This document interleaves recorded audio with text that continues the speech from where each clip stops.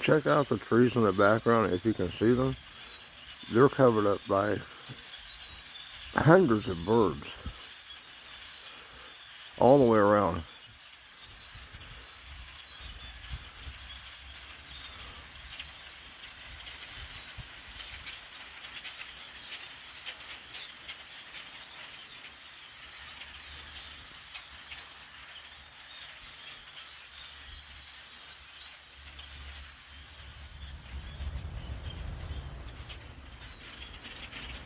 Wow.